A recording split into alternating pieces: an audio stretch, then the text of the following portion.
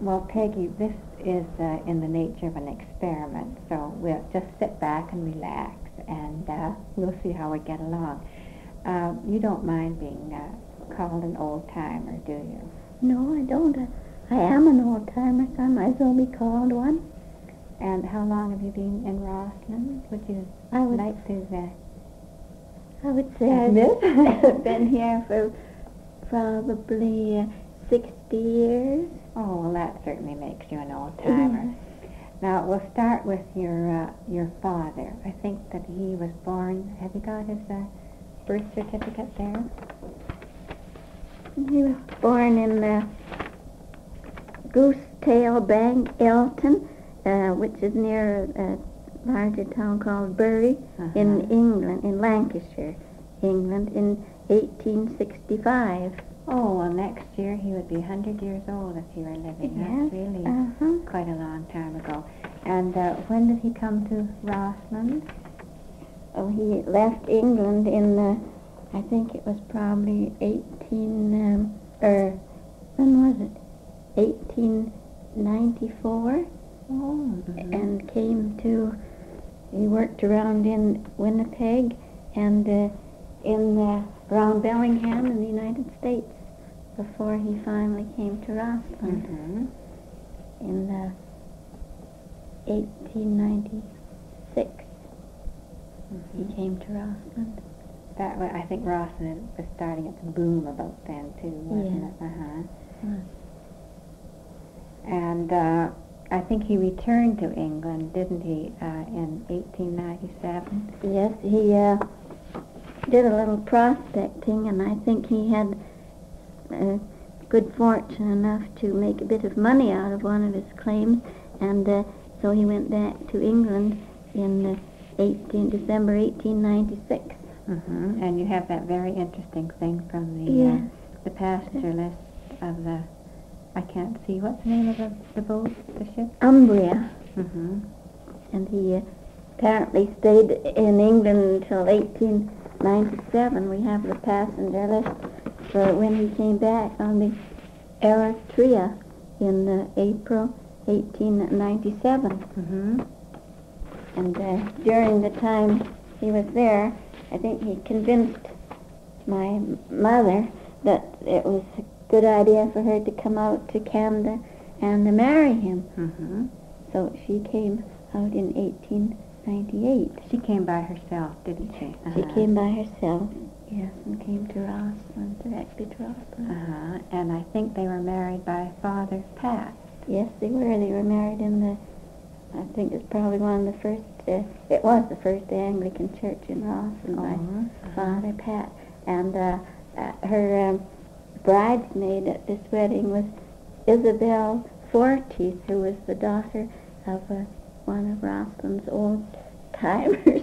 And when my mother came out, she stayed with the Fortis until she was married. Well, that's quite a well-known name and trail, too, yes, isn't it? It is. I remember. And I think you remember your mother and father talking about Father Pat in the early days. Yes, I do. He was quite a good friend of theirs. They were Anglicans, and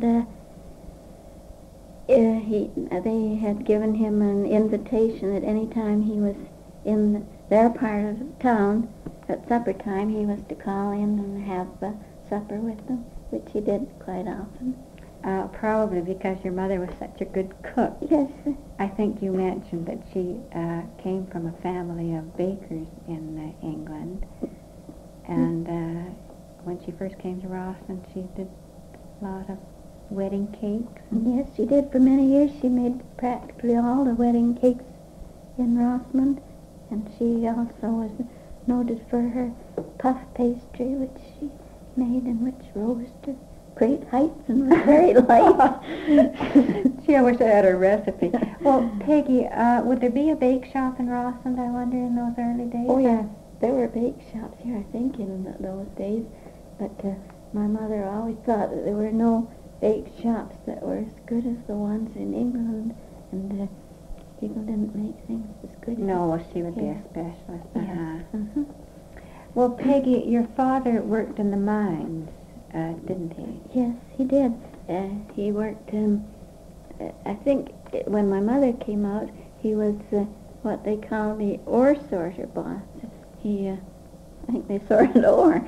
You mean just picked one piece from another, or well, what? I think it went by on a belt, and they picked off the things that looked like waste, and they threw those out, and the things that were looked like ore, or felt like it, I think they'd be heavier, perhaps, and the waste that would go into the shipment they were making.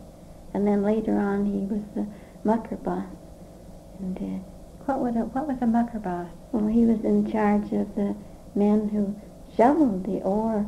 I don't know where, after it was blasted. I think they shoveled it into cars or into a chute or something. And I think he had quite a variety of nationalities working with him at that time, did he? Yes, there were at that time there were a large number of Italians.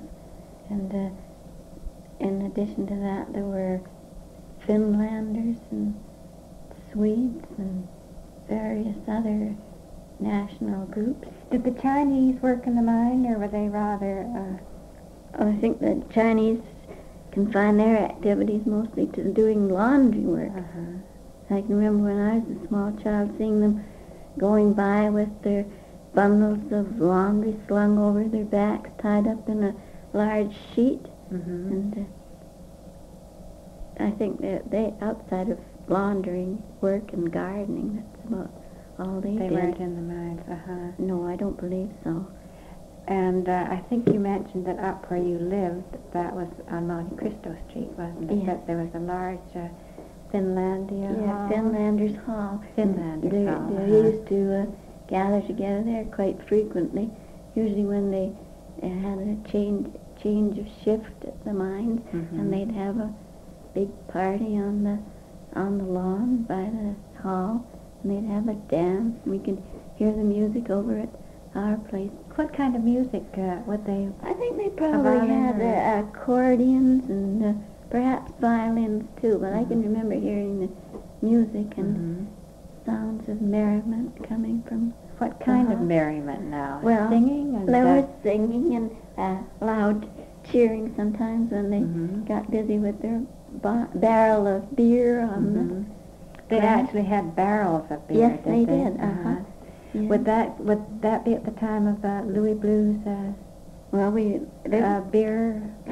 What kind of beer was that? It was called a Lion Brewery. We lived right next to it, and I don't know whether the brewery was actually operating during my time, but the brewery was still there, and the Blue family were there, and they were the Blue children were our special friends that we played with when we were children.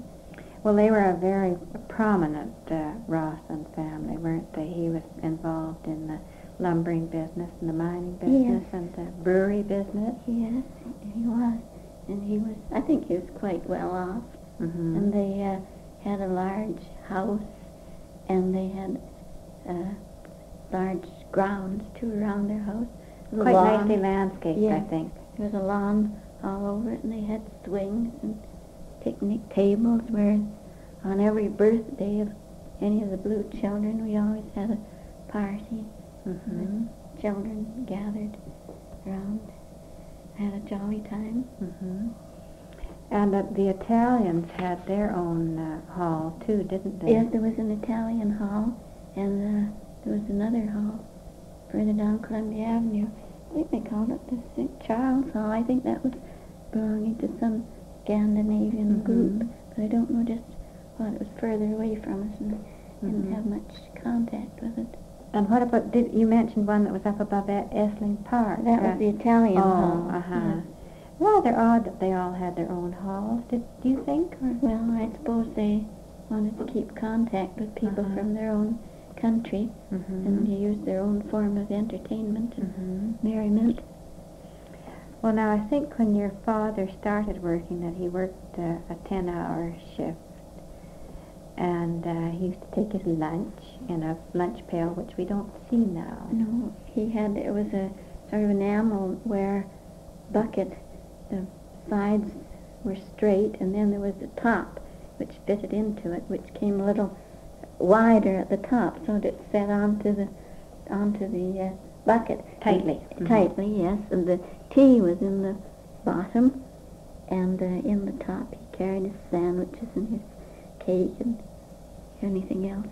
Orange, I presume, or an apple. And I think the men in the mine used to warm their tea by holding their candle under it. But my father was usually in a position where he came up out of the mine at noontime and warmed his tea on the stove in the what they call the candle office, where they used to give out the candles to the men when going down before they went down into the mine. Well, now those candles wouldn't burn very long. Well, tell us about the candles that you, with the point that you stuck in the... Well, they had these candlesticks. I think they carried them stuck through their hat. Used to wear hats, and there was a handle on the end, and then it came to a sharp point which they used to stick into the mine timbers, and the candle came up through a little opening which they had made. They were made out of metal. I would think they'd have to have quite a few candles to... Well, I think they distributed them each morning. They gave them a certain number of candles before they went down into the mine. When they used up their candles, they came out. Yes, and then they wore these carbide lamps you later mentioned on their hats. Yes, they fit into their caps, which they wore then. And I think they're much more satisfactory than the candles. Well, now, Peggy, after your father retired, he did some leasing, didn't he? He and a great many other people, I think, in Rossland did a lot of leasing. Yes, I think my father was probably one of the first ones to become interested in leasing. He leased the Evening Star mine. He and Charlie Fraser and Ed Stevens started out on it, and they did it all by hand. They drilled and they blasted and they shoveled it in. They did a truck up, shoveled into that, and they would rent the truck, did they, or yes, did they own their own truck? No, they didn't have a truck. They just hired somebody to come up. Working on a very small... Yes, they made. They made a little bit of money, but they weren't too prosperous with it. And what would they get? Would that be gold? There would be gold in it, and I think a certain amount of silver and perhaps some copper.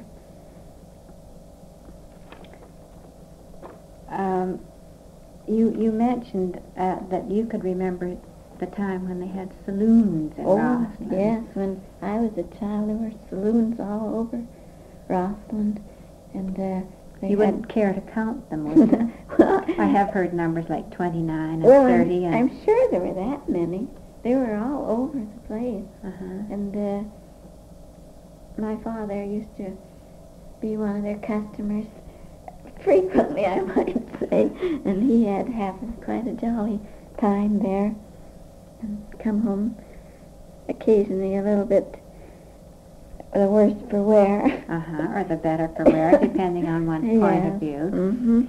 Well, you did mention that sometimes it would be 2 or 3 days that he would be gone, and that wasn't unusual. No, I think the men used to go out and have themselves a jolly time. When you went by, you'd hear singing and loud voices, and I would imagine they were having quite a good time. And they actually had swinging doors on them, the way you see in the movies. Yes, they had the swinging doors. Ever get hit by a swinging door? No, I think I used to keep away from them pretty well. And another thing you mentioned was the company were kind enough to pay your father if he were ill. Yes, if he was ill, they always paid him his day's pay, but I think they kept a pretty close watch on him, and if they knew he was off just having a little bit of a binge, then yes, he wouldn't be paid for those days. I think that was quite decent of them. That was very nice. And do you remember having lamps in your house? Of course, lots of people remember that, but that was standard equipment, I think. Yes, we had lamps, and when I was young, we had in our living room quite a a fancy hanging lamp that had a lamp in it, and we lowered it down. My mother fixed the wick and everything in it every night and then pushed it up. I think it was probably a bit of a fire trap, but I guess we didn't realize it at in those days.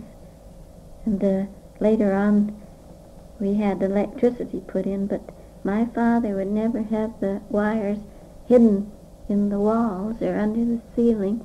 They had to be out where he could see what was going on. He didn't exactly trust them. I don't blame him. No. They wanted them to be where he could keep an eye on them. And you paid a flat rate, I guess. Yes. As far as I can remember, it was about $2.50 a month, and that we could burn all the lights we wanted. We didn't run and turn them off as soon as we went out of a room. We just let them burn. But you probably just had one bulb in each room, wouldn't Just you? one, yes, a hanging one from the And center no of the room. appliances. Not for a while, until later my mother got an electric iron, but she didn't like to use it because you had to pay more if you had an electric iron, and she wouldn't use it because she was afraid of being caught by the electrical man coming around to inspect. So she kept her flat irons on the stove at all times. Just sneaked out the electric iron in the middle of the night. And the sanitation and the water supply, you had a... Well, we had, first we had a pipe out in the backyard where we used to get the water in a bucket and bring it into the house. That was piped from the... It must have been piped from the city waterworks at that time, but we didn't have a sink or anything that I can remember. We just had a bucket of water in our kitchen, and the plumbing was, of course, of the outdoor type, and the sanitary wagon came around during the night and cleaned them up. I don't know how often they did it, but then we'd get a bill from the city for...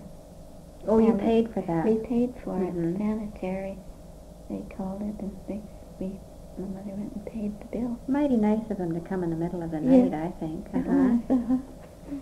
Well, now, Peggy, one thing I did want to ask you about was the strike. I think that was about I'm not too sure about the date, but your father's reaction to that strike in the miners' union. My father didn't seem to be too enthusiastic about unions. He seemed to think that they had sort of, gotten the men to feel that they were being badly treated, and he seemed to think that the idea was that these men that were in the offices in the union would get something for it, and the poor miners that were out on strike got very little. I think they did give them a bit, but it was mostly in the way of food, I think. And he didn't like to take anything from the union, so he went away to work away from Rossland for a few years. And your mother, I think, used to go down and pay his miners' dues, Yes, did she? she used to go always to pay his dues.